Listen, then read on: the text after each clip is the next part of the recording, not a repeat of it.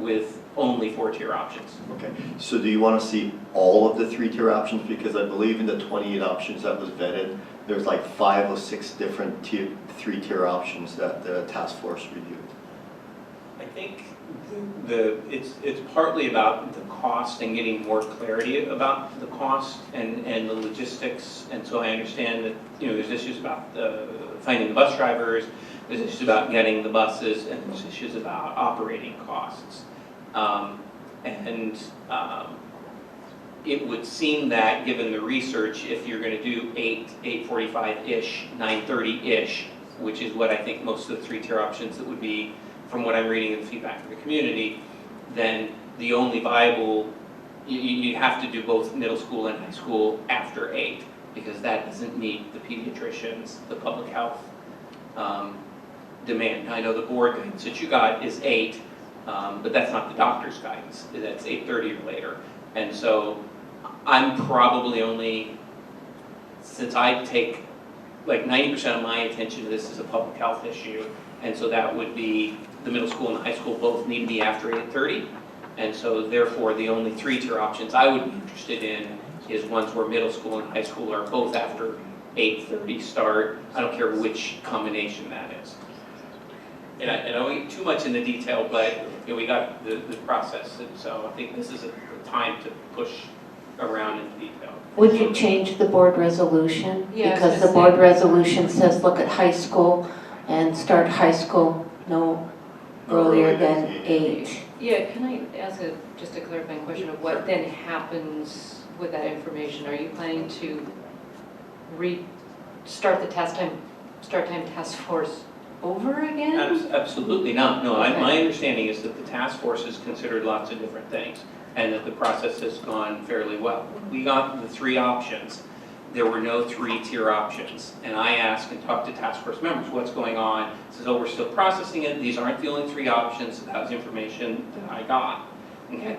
And so, and the 3-tier option is the one that best conforms with the science, and the science continues to emerge. And so the resolution is one guidepost. There are other guideposts, and the community, you know, and having gone to one of the sessions, et cetera. So what I'm saying is I'm not excited about the options. I think there's a better option that's out there, which is, or at least an option that should be considered, which is 3-tier, and that there is a 3-tier option that can be constructed within all of the constraints, including the financial constraints.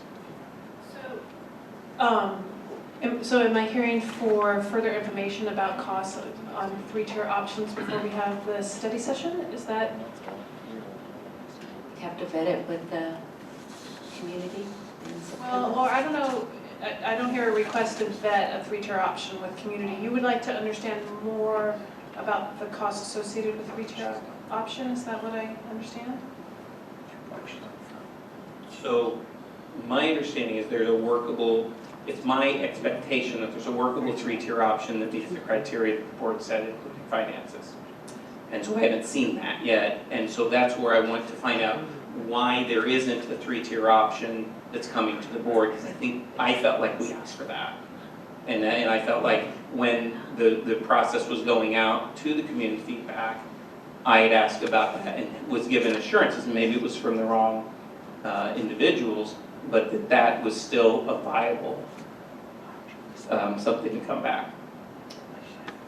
I think when we did the study session, we checked our notes that our direction was have at least 2 to 3 options, bring back 2 to 3 options, make sure we get community input, make sure we follow the resolution, and I think 3 out of 5 board members said 20 to 25% increase in budget felt comfortable, but that was all we had for input.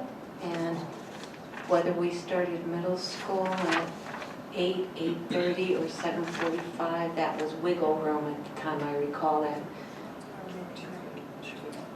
I agree with that, and yet, and I'll have to be very honest, that was early on the board, and that study session was like, we were thrown some information, and asked for feedback, it was like, okay, here's my initial thing, and then all of a sudden that kind of became the answer that the board had given guidance on. And that's not, to me, that's not a really thoughtful, complete process. And so I feel very strongly that we should be looking at a 3-tier option, and that I have every expectation that it's affordable within the constraints the board had.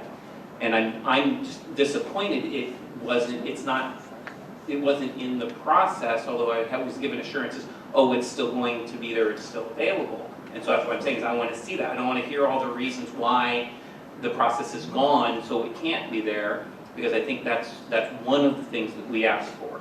Okay, so when you're asking for this information, you're asking to add a 4th option in? Probably.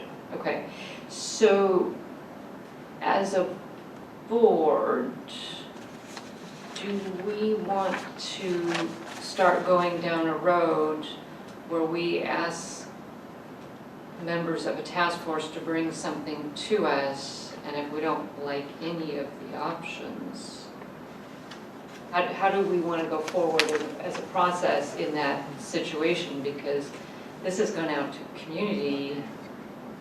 We've had this for quite some time. We've had these 3 options, and I'm a little concerned about the communication of both to the task force and the community if we all of a sudden add a 4th option in after this much effort and time has put in, both for many reasons. I guess I'm concerned about adding a 4th option in at this point.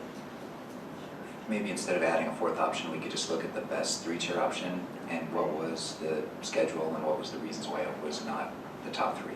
Sure, I think the one thing that we don't have is the best 3-tier option. That was kind of the consensus from the committee, is that, ooh, none of these 3-tier options really look good. And they did look at various 3-tier options. What would happen if you did this, or tweak that, or adjust this?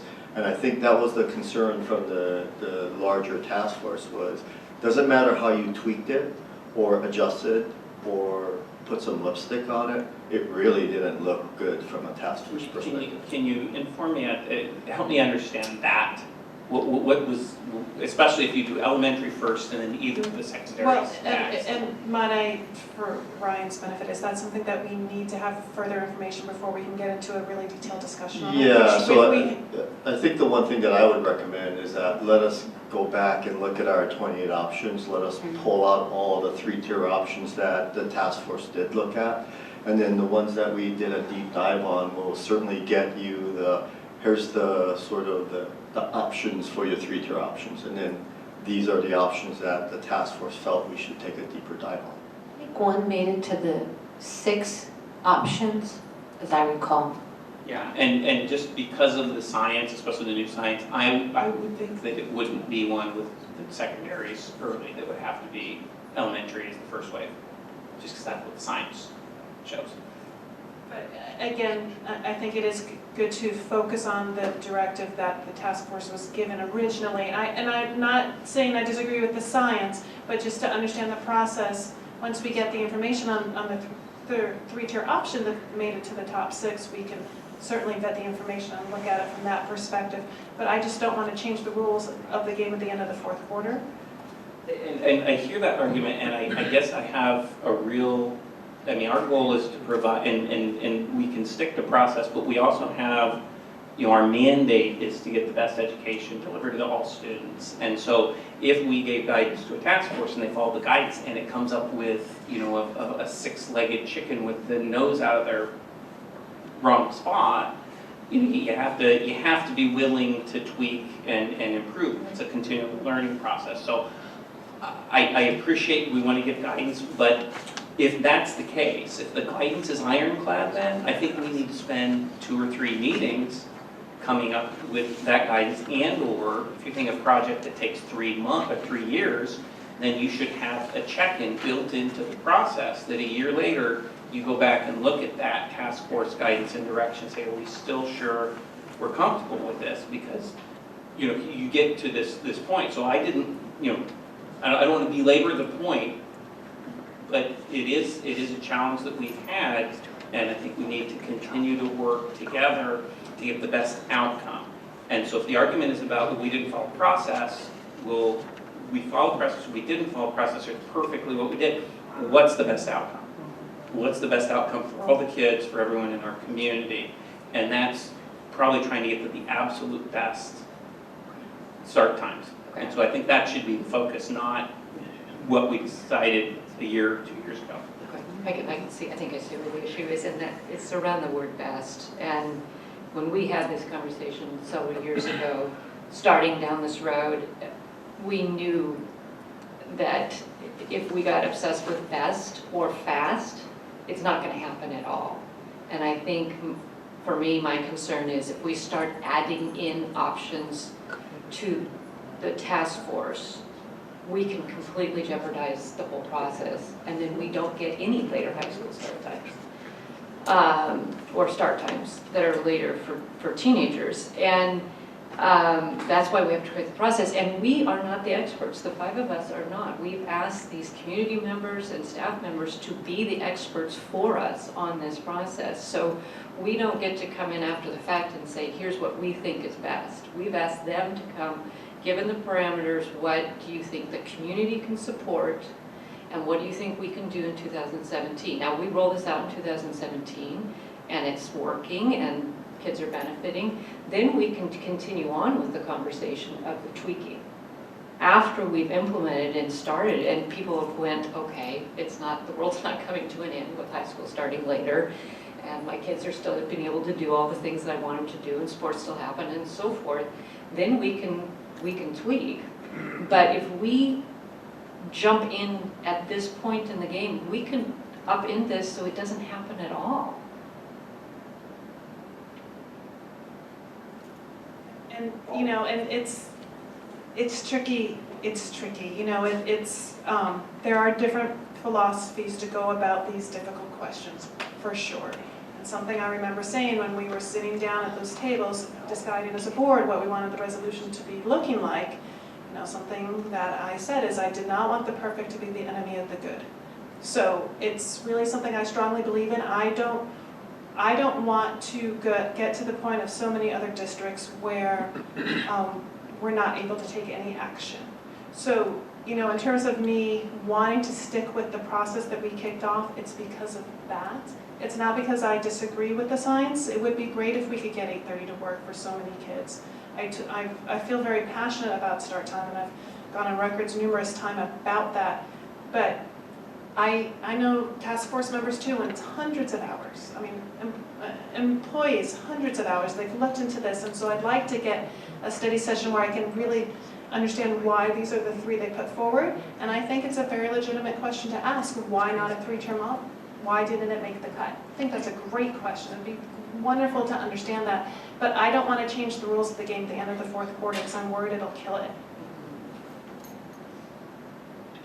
Yeah, and I apologize if it sounds like I'm saying to change the rules. I'm saying, because these are the rules as I understood it, we're getting a study session to get options. And it sounds like, and I was told these all options were still live. And so, and I totally don't want to sidetrack the process. I think that's a very good thing. But I also think and I'm not looking for best in the enemy of the good. I'm looking for the better, and how do you to get a better that's going to work for a lot of people. So I'm fine. I mean, we need to move the process forward. And someone asked, you know, well, is there, you know, so yeah, I think hearing from those the best 3-tier option and hearing more about that. But I don't believe we should ever quit considering, you know, the right way to go. You continually learn, and I was hoping that there would be one of the options that got 50% or more of the support. Didn't. So I think that's an indication that we didn't put a winning idea out there yet. Is my sense. I think there's a better option. So I think we'd like to hear more about it. So to help further the discussion, so I hear a request for more information about the 3-tier. Well, I don't want to put a number on it. I'm the only 3-tier option that made the top 6, but more information on why a 3-tier option wasn't moved forward to the top 3 by the task force. What we can provide for you is the 3-tier options that the task force did look at. And then the ones that we did vet through on a deeper dive, we can certainly show you the analysis. I'm not exactly sure, from an individual perspective on why they didn't select it. But as they went through the voting process, look at all the criterias, I think the parameters they understood that they had to work within 3-tier did not make the top 3. It was one of the top 6. And then having that as a board briefing before we have the study session, is that a helpful timeframe? Oh, absolutely. Okay. Yeah. Okay. Thank you very much for that. Any other questions or discussion about Start Time Task Force? No, and I do want to say, I really appreciate the work that they're doing. I think they've done a fabulous amount. I think facilitators helped a lot. I think, and I share your concern of that. Let's not have hours get sidetracked because there's so many things, and I see what's nationally going on with this. So I think keeping an open mind and a willingness to really be responsive to all of the needs is important. I appreciate the work that the prior board had done in terms of moving this forward. So. It's a ton of work, and I think a lot of great work, too. All right, seeing no further discussion, the next agenda item is the end of your priorities list. So if you've had a chance to peek at it, there are several strike-throughs, which Larry obliged us with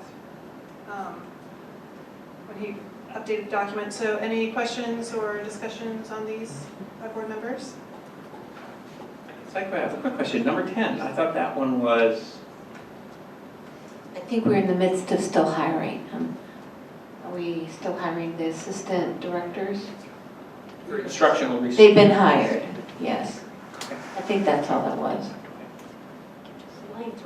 Yeah. Exactly. Yeah, we like the lines. Yes, We we'll like do the that. lines through. Any other further questions or discussion? So we're going to do member reports, and then after that, we still have something to talk about, guys, with notes. So, but anyways, member reports is the next item on the agenda. Director Smith, would you like to kick us off? First, I participated a lot in superintendent search activities, and I'm really excited how that worked out. And then I think all of us took some well-needed rest, as well as the teachers and staff. I think we had a good end of year with the one unfortunate exception for the bump that happened at one of the high schools, but hopefully that'll continue to move forward. And then just as I attended Pride Fest, it was really interesting, and I was talking with a lot of different people, and just figuring out how, it's a broader question of how we as a community and how all of us interact with each other. There was a lot of optimism. There was also a somber note. But I think it's important with a district of 21,000 students that we always remember about thinking about every single one of our students and where everyone comes from and trying to be respectful. I think it's a big task. We're changing a lot in terms of our demographics, but every person has their own story. I think to be responsible and respectful of everyone is important. So.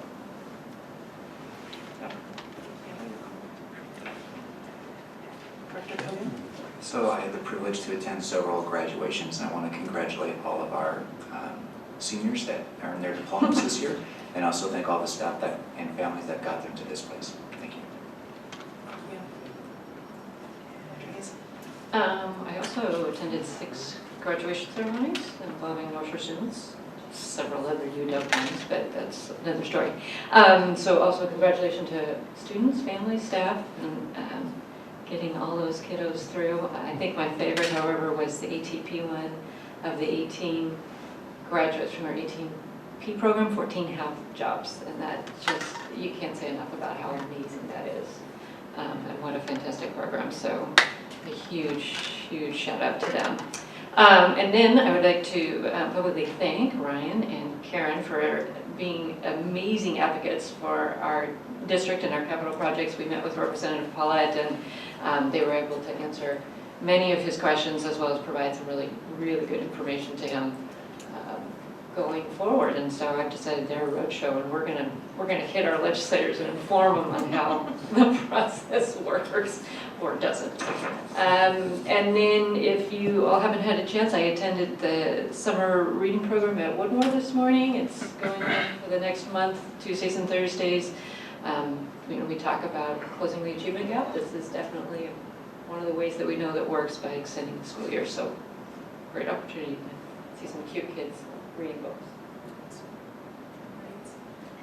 And then I don't have anything to add. Also at the APP graduation for the first time, which was lovely, and I kind of would like to find a wonderful way to recognize the businesses that hire the students. It's kind of, I literally put it on my fridge, the program for the 14 kiddos who got employment, so that's just going to be a little particular in my brain going forward. So thank you for that. So then, besides notes, see, this is incorporated in the notes. So the July 12th board meeting, we do not have a quorum physically present. According to our policy about board meetings,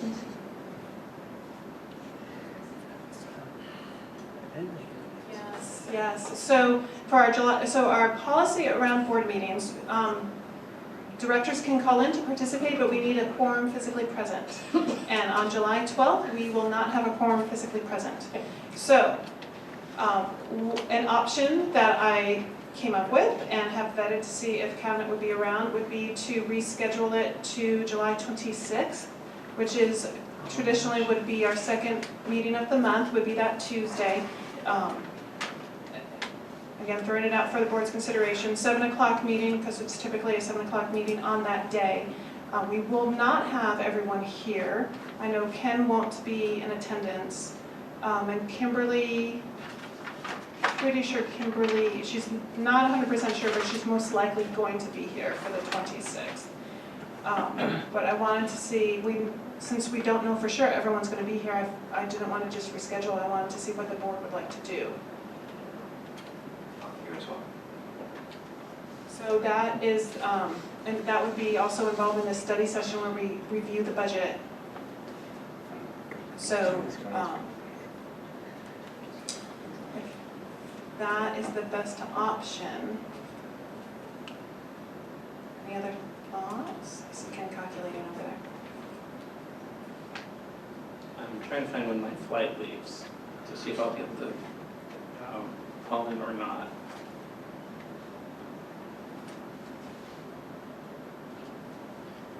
But if everyone else can meet, then that would be the only time we can meet.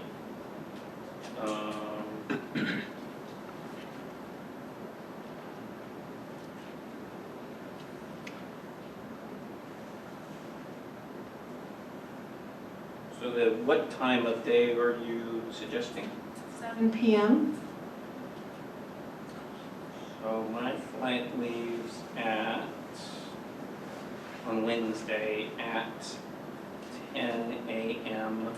from, Lisbon or Porto. yeah, 8 hours away. So that would be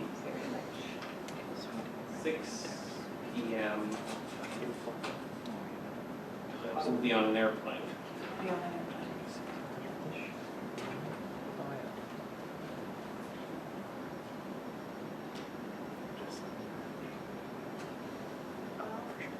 Are there any other options people want to throw out, or? I mean,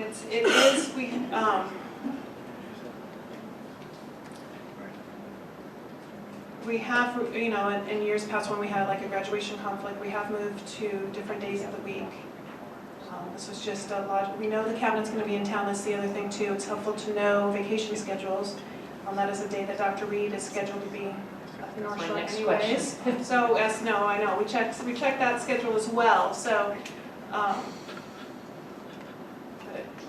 again, I mean, that's what works. I hate So you have 4 for the 28th? 26th. Oh, I'm sorry. Plus cabinet and Dr. Reed too. That sounds like what you have, I guess. Okay. So, and we'll, You know what, I don't know if you'll have that, we can talk later, and if y'all have access to internet, if there's any questions you want to forward to me that we can ask on your behalf or something like that, we can work on it. Thank you, and then prior, I'm sorry. Yeah, go ahead. That's the budget thing, and I should have asked Lady this question earlier. When do we actually have the budget hearing? Is that the first reading? Both, First reading in August. first and second reading are in August? Okay. So this is just budget building before the, Where we get all the information. okay.